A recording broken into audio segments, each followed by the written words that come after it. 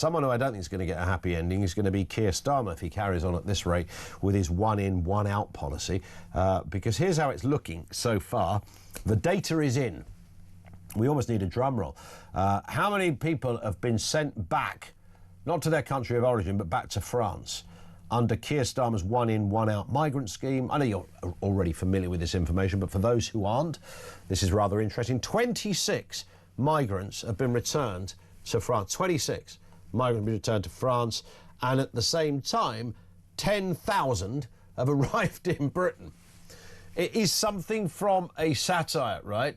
10,000, you can hear it in an episode of Yes Minister or The Thick of It or House of Cards or any of those kind of areas where you'd go, well, Prime Minister, we've got a problem. How many have gone out? Well, 26. How many have come in? Well, it's a larger number, Prime Minister. No, tell me how many. Well, it's more than 26. OK, what are we talking? 36? 50? Come on, tell me. 10,000, Prime Minister. 10,000? That's a system that isn't working. Let's speak to Orla Minihane, Reform UK candidate for Epping. Orla, good afternoon to you. I mean, you don't even have to know loads about politics, do you, to work out that this has gone, well, to put it in the politer fashion, belly up. Yes. So thank you for having me. I live and breathe this, Ian. I'm obsessed. I spend my days ranting at people about these numbers.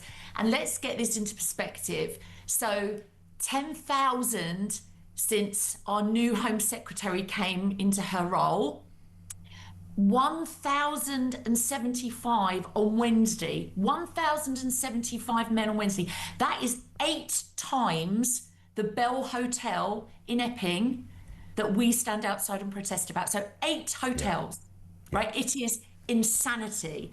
And since Labour came into power, 58,000 men have crossed the channel illegally. That is 3 times the capacity of the O2. That's how many people we're talking. It is lunacy. And I just don't understand how in any shape or form this government aren't looking, thinking we are so out of control, we've completely lost any kind of control of our borders. It's insanity, absolute insanity. It's almost to the point, it's kind of played a trick with our mind in a weird way, hasn't it? Because the numbers are so big, and I read it out yesterday when the numbers came through for how many had crossed on Wednesday, and it was over 1,000 in 15 boats in one day. And because we've seen these figures so often, on a daily basis throughout the summer, looking as bad as this, we've kind of stopped. It's almost so shocking that it's gone into another. I don't even know if there's a name for it in kind of psychology. It's gone into another phase, sort of where we're beyond shocked. We're something else. It's like the Twilight Zone. It's like the Twilight Zone. It's like a bad film. Someone's joking with us here. Clearly, what, 1,000 blokes on a boat? Really? Yes, seriously. Almost every day. Every day. And the thing is, if you look at the last 20 years, okay, so obviously this has got progressively worse as time's gone on. The percentage of rape has gone up by 800% in 20 years. 800%. We are now the rape capital of Europe, and that is a fact. We have got more rapes and sexual assaults in this country than anywhere in Europe. Now, people will say to me, the usual rhetoric, oh, you're racist, you're a bigot, you're this, that, and the other. It is a fact. The top 5 nationalities of sexual assaults are Afghanistan, Eritrea, Nairobi, Chad, Sudan, Congo. These are all men that are coming in, unvetted men that are coming into this country. Women and children are being put at risk daily. And that is a fact. That's not bigotry. That is a fact.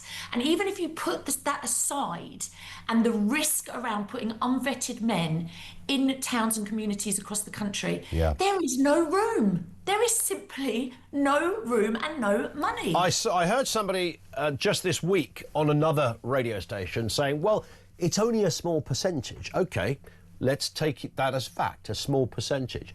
I don't want the small percentage. I don't want to take that risk and go, well, it might, in this particular boat, it might only be 0.5%. In that boat, it might be 5%. In that boat, it might be 10. I don't want to play that game with people's lives.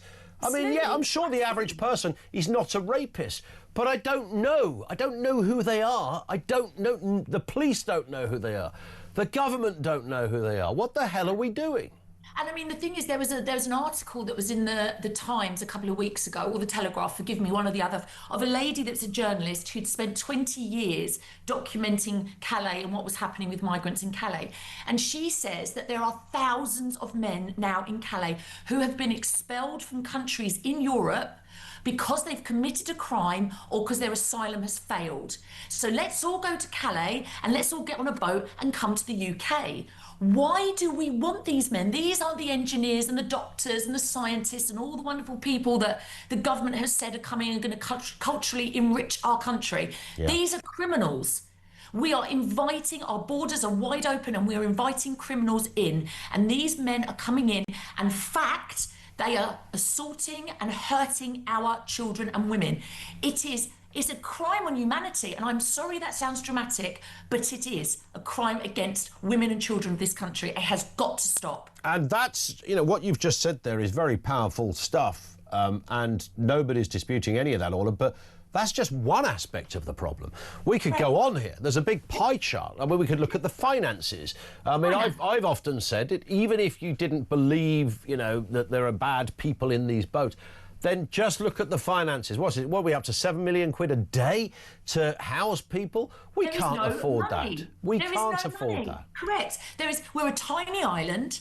We've got no housing. We've got no infrastructure. You can't see a doctor. You can't get a school place for your children. It is absolutely it's absolute insanity that this has been allowed to happen.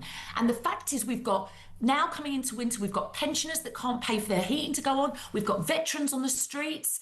We've got single mothers living in mouldy bedsits. Yet these men are coming in thousands and thousands at a time. It just it's insanity. How the government can go in and think every day that they are serving this country is absolutely beyond me. It's a great point. A great point. Another one in the pie chart, of course, is social cohesion. I don't know what anybody thinks 20,000 non-English speaking, non-skilled Afghans are going to bring to the UK. The answer is nothing whatsoever.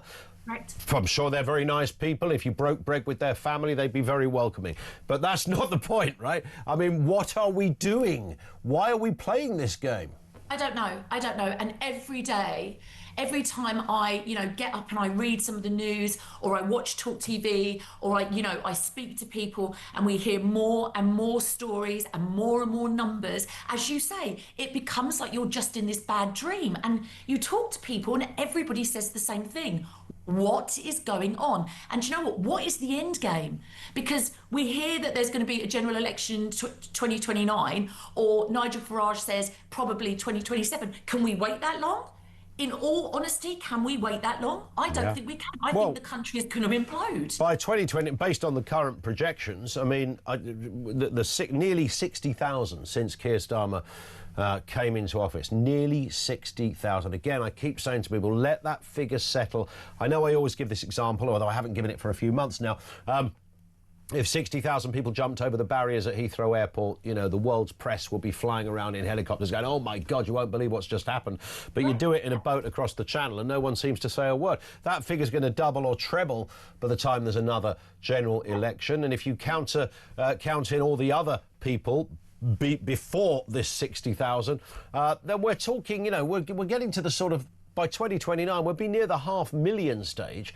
And that's just people on the channel. That's just one method.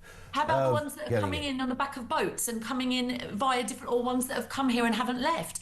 And I mean, if this was in any other time in history, and if you put them all in one big group of 60,000 men, for example, on the shores of France, that would be called an invasion. Yeah. That would be called an invasion. Simple. So why is it not being dealt with? I can't comprehend it. And I think most of our listeners will be absolutely with you on that. Orla, thank you as ever for your time. Really appreciate it. Orla Minihane is a Reform UK candidate for Epping. Thank you to her.